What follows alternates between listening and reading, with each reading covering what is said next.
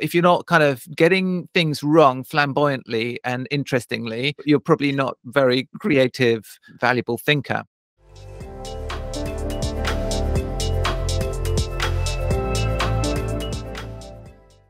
Hello and welcome to the latest edition of Google Firestarters. I'm Neil Perkin, the curator and moderator of Firestarters. So today's guest is both interested and interesting. So I'm delighted to welcome Ian Leslie to Firestarters. So Ian is a writer and the author of acclaimed books on human behaviour, including Conflicted, which is why arguments are tearing us apart and how they can bring us together. That's in the US. It's called now How to Disagree in the UK, in case you're looking for it in the UK. That's Lessons on Productive Conflict at Work at Home.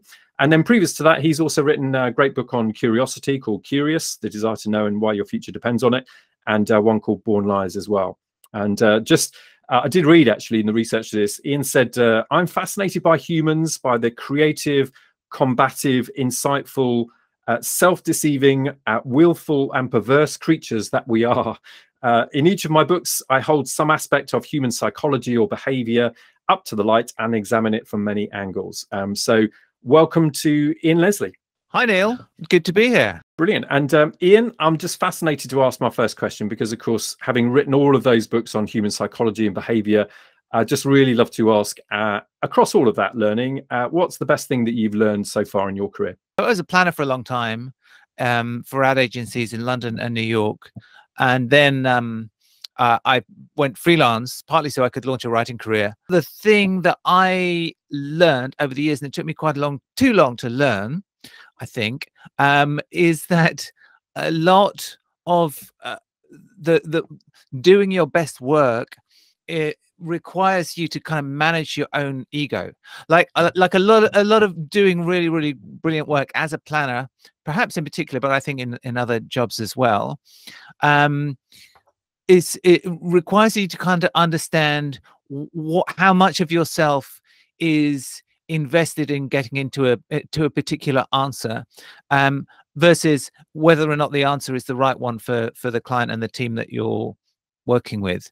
And I think the particular form of this that afflicts planners, as I'm sure I think some of your other guests have mentioned this, is that planners tend to want to present themselves as clever, and they also like to be right in some way. They like to win an argument, right?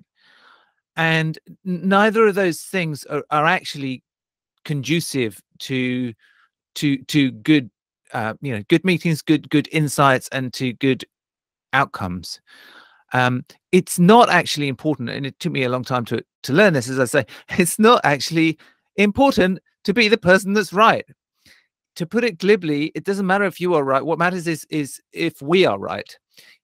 Your job is to help the group that you're working with, either your team at the agency, or in the wider sense, you and the client and the team, help that group collectively get to the right answer.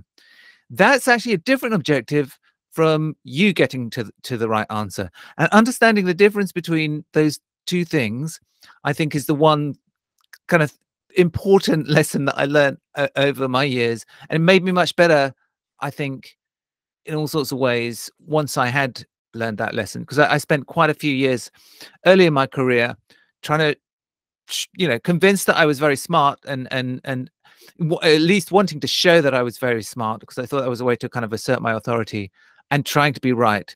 And I think that held me back and didn't do anyone any favors.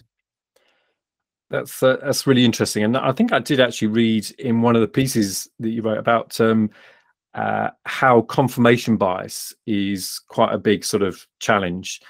And I'd imagine in this context potentially as well, it's like we look for things to confirm the view that we have about the world. And so actually how we can deceive ourselves about the nature of the world. Do you think that's a problem within planning strategy? So confirmation bias is the tendency that we have, that is a sort of hardwired tendency that we have to, once we've settled on a point of view, to notice and then to attend to evidence that supports that point of view, and to overlook or reject evidence that doesn't support it, right? That's a bad thing in itself. that there is a kind of an upside to it that I explore in my book on conflict and disagreement, which is it can actually work quite well if you're in a group, and you're in a group where you're all exchanging different points of view and you're all kind of disagreeing productively, and you're all quite passionate about your point of view, right? So you actually ride your confirmation bias a little bit, right? In a group where you say, no, I'm not going to back down the moment I hear a piece of contradictory evidence. I'm going to keep going with this one, even if I'm not totally sure why. I'm going to keep riding this horse, right? And I'm going to see where it goes. That, according to studies and evidence and all sorts of analysis from psychologists, that is actually that can be a good way to use your confirmation bias, right? It means that we're actually kind of all collaborating we're having a collaborative disagreement. In effect, we're all kind of using our confirmation bias to kind of be strong in our argument. You have to accept that you have an ego and say, I want to show that I'm right, and I like this argument. I'm going to see how far I can take it. At the same time, you have to have a part of you which is able to step outside and say, okay, well, I think I've taken it about as far as is useful for the group. And at that point, the point at which me sticking on this point is not going to be useful for the group, I need to get off it and accept that we've moved to a different place now. A lot of what I'm talking about is not necessarily a right way or a wrong way to handle it, because a lot of it is about judgment. And so the only wrong way to handle it is not to be aware of these things that are going on in your psychology and in the psychology of the group. And yeah, one of those things is you've put a huge amount of thought and effort into this presentation, but it's really kind of, a lot of it is in your head. You see things a certain way. When it slams up against somebody with a very different perspective, somebody who's got a more radically different, more so than within your team, who may all have gone, yeah, you're totally right here, and it's very, very smart presentation. You come up against a client who's got a whole different set of considerations and objectives and hopes and fears, and they're like, yeah, that doesn't really work for us. Your immediate kind of reaction is, well, you're stupid, or you're cowardly, or you're just wrong. And now I just need to kind of bang away at this point and try and persuade you until you come round. And of course, 90% of the time that we do that, we're actually kind of entrenching them in their position, because they feel like you're pushing too hard. So yes, detaching yourself a little from it and saying, well, okay, treat it as more as a stimulus, rather than a box to be checked. Yes, you're correct. Say, well, I'm going to put this point of view out here.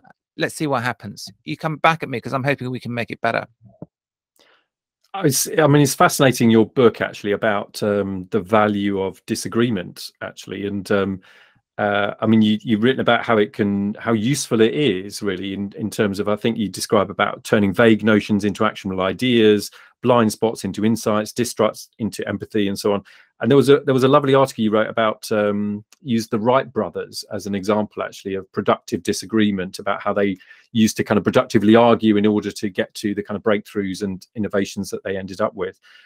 So I mean, I wonder if you can sort of capture, it's difficult to obviously capture that a whole book in sort of one answer, but why is disagreement, do you think, so powerful in getting to the right answers? Say, imagine a group of people around a table. It might be 2 people, it might be 5 people, it might be a real table, a virtual table, whatever, right?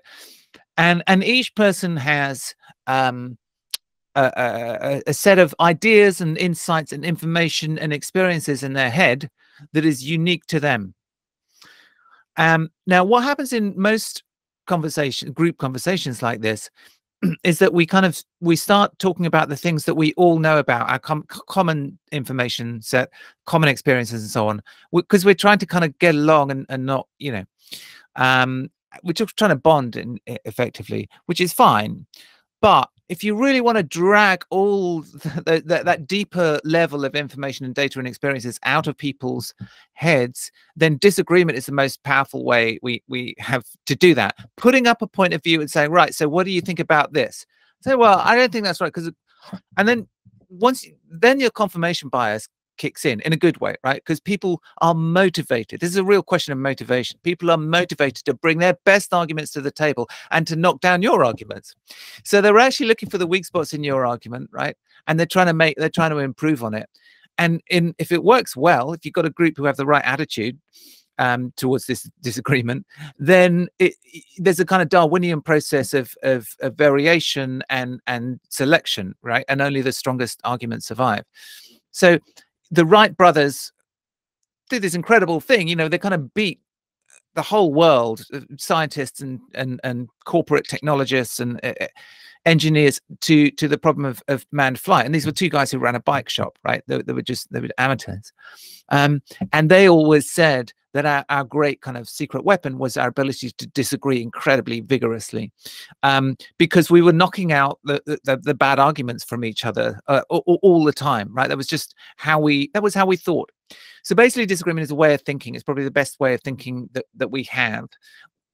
As planners, as strategists, this is the other kind of issue we have. Is we tend to think thinking is something that happens in here. We need to go away and kind of be a deep thinker, like Rodin. Thinking is a collaborative activity, or it should be. Our intelligence is essentially social, and disagreement is because it can make us feel uncomfortable. Being challenged is not always comfortable. It's something we're a bit nervous of, but it's actually the best way of thinking that we have. I love that thought about thinking is a collaborative activity. I'm just, I guess my last question on this, but how do you actually stop that kind of passionate debate turning into just, an unproductive argument? What's the secret of that? Well, there's kind of secrets at the individual level, which are about you thinking about the things we've been talking about, managing your own ego. Am I now kind of trying to make this point just because that's where I started and I'm just kind of hammering on it because I don't want to back down? This is a kind of power thing. Or am I just trying to show that I'm really clever? What's the goal of this conversation? Is it for me to be right, or is it for us to get to a better answer collectively, right? So there's a kind of individual thing. And then there's a kind of cultural thing, which I talk to organizations and, companies about, a lot these days, which is how do you create a culture in which everybody instinctively knows how to do that, right? How do you create a culture of positive disagreement? That's a few different things. It can be from very explicitly saying, in the mission statement of the company, or when you talk to this is how we do things, right? We expect vigorous disagreement up and down the hierarchy. Very important, right? Just because you're the junior person in the room, we still expect you to disagree with the most senior person. And if you are a manager, we expect you to model and encourage disagreement. We don't want you to sit there and go, well, this is what I think, and then be very happy when everybody nods along and says, well, yes, excellent point, well done. I just think having a culture where disagreement and debate are signs of respect and signs of commitment to the work, to the outcomes of the work, rather than personal or egotistical kind of slights and things to be, get stressed about and be avoided if possible. I think it's an incredibly valuable thing for a company to achieve. I'd love to move on to my next question, if I may, and just ask you about the biggest mistake that you've made and what you learned from that. So talk to me about that. I was watching, some of the other Firestarters, and one common theme that comes up, which I agree with, which is in advertising and marketing, the biggest mistakes are often ones of omission rather than commission, right? So you could do things, make bad decisions, or write a terrible brief or whatever, but frankly, lives do not hang on these questions, right? I've just been talking to somebody who works with the NHS, and and he kind of trains doctors and how to reduce errors, that's really serious stuff. It's pretty important that you don't make mistakes in the NHS. Whereas in our industry, I think if you're not making mistakes, then that's a problem, right? If you're not kind of getting things wrong flamboyantly and interestingly, then you're probably not very creative, valuable thinker. So the mistakes that I regret are mistakes of why didn't I do that earlier, or why? And so I'll give you a kind of example that kind of marked me for quite a long time. Was just sitting, working in an agency as a planner on a very big, boring packaged goods client, where I thought, unfairly or otherwise, everyone was quite dull, where the work was really dull. I just didn't believe in it at all. I thought it was bullshit. And letting myself do that for like 2 to 3 years, rather than after a year just basically finding the exit, either within the agency or leaving the agency. You know, either leave the client or leave the agency, go and do something else. You should not let yourself get into a position where, you know, years are going by and you're just wasting the most productive years of your life on something you don't believe in. Go and do something, take a risk, you know, make a mistake, make a career mistake, but I don't think it will be as big a mistake as wasting your time. Yeah, I'm into that. I love the idea of flamboyant mistakes as well. That's a great thought, isn't it? And just in terms of the industry itself, I mean, there's obviously lots going on at the moment, but in particular with marketing and advertising, how they're changing. So, what's your kind of insight into you know, the biggest sort of shifts that are happening here? If there's one thing that I think, because obviously it's difficult to kind of name one thing when you're talking about lots of different industries, and even within marketing, lots of different kind of parts of marketing. But I do think that one thing that everyone is grappling with is, what are we for? What are we actually doing? Purpose. Now, purpose often means social or political purpose, and that, so there's a whole kind of debate about whether or not we should be companies should be kind of socially valuable and put that first, right? So that's an interesting debate, but that's not quite what I'm talking about. I'm talking about the fact that digital technology is the great dissolver of boundaries between different activities and different kind of business sectors. So just coincidentally, I was reading about the New York Times as a business the other day. They're trying to work out, what are we? Are we still a newspaper? Or now that we're doing, you know, we bought Wordle, we have The Athletic, we have a very successful cooking app. Yeah, are we a lifestyle? Are we essentially a lifestyle business that does news, or are we a journalist-focused organization that does news with bits around the side? You know, I don't know. That's a very difficult question to answer, but they're making money from all these other things that are not their core activity. And at what point do all those other things become the core activity? This is a problem that many businesses are facing, because, as Mark Andreessen said, you know, software is eating the world, and software is this, by nature, it is, you know, everything solid melts into air. It's fluid, it's malleable, it kind of, you know, it makes translations between all these different activities and different sectors. So I think all these companies are saying, what is our purpose, and what are the purposes of our different business operations? And to me, it's analogous to actually becoming a freelancer, becoming self-employed. You know, when you have a job, you don't have to worry about what your job is, because most of the time you kind of know there's a paycheck coming in every month. You don't have to worry about where you're going to go to. Maybe you do these days, but you're going to go to the office every day. And you will know, as once you become self-employed, you have to think a lot more about, what am I doing every day? Why this and not this? Why am I spending my time here and not here? What's the meaning of it all? What's the purpose of it all? And I think that an analogous thing is happening to businesses.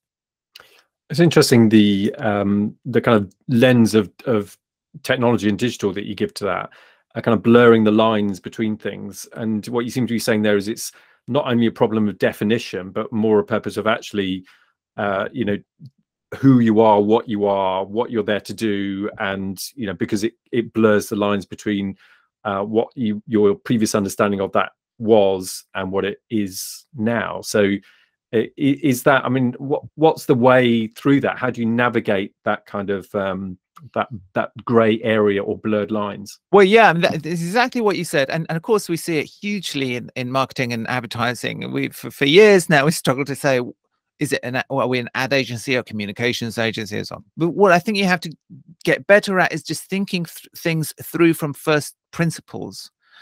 This is why strategists, you know, should be more valuable than ever to their clients, because there's a kind of level beneath. How do we sell these widgets to consumers? There's now a level which is, are we a widget company or not? What is a widget?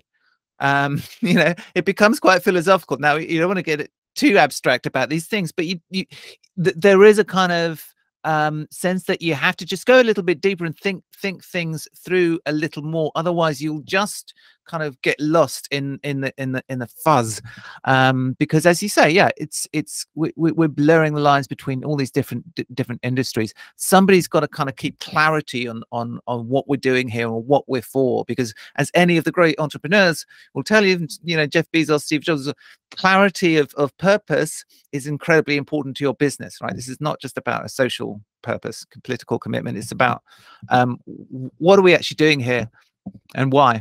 And so let's take that into the future. What about the future in terms of your predictions or any predictions you have about where things are going? I just don't have a good answer to this. I mean, I really have lost my confidence in any kind of prediction. The only thing I'd say is that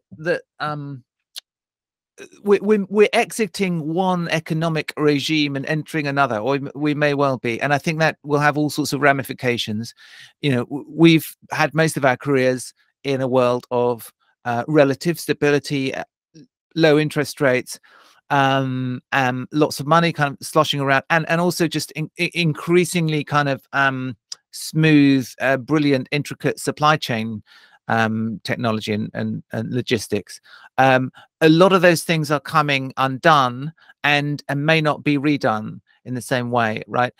So we're moving to a more friction-based world. You know, some of that kind of move towards frictionlessness is being unwound now, and I think that's quite going to be tough in some ways. Also going to be kind of challenging, and there'll be lots of kind of creativity that comes out of it.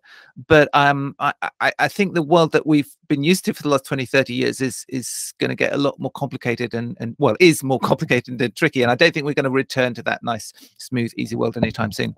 You know, I think curiosity, not just because I wrote a book about it, but curiosity is because you're going to have to keep learning and relearning things. Again, this goes back to the software thing as well. You know, you're always going to have to learn new technologies and new software.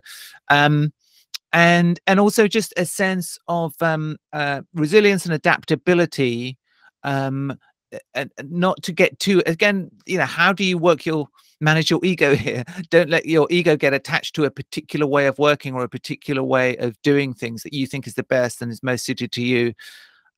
Trust yourself to be able to adapt to new ways of working, and just sort of let go of that a little bit and ride with the current. Let me ask my kind of catch-all question, if I may, which is what's the question that you wish that I'd asked you, and obviously what's your answer to that as well?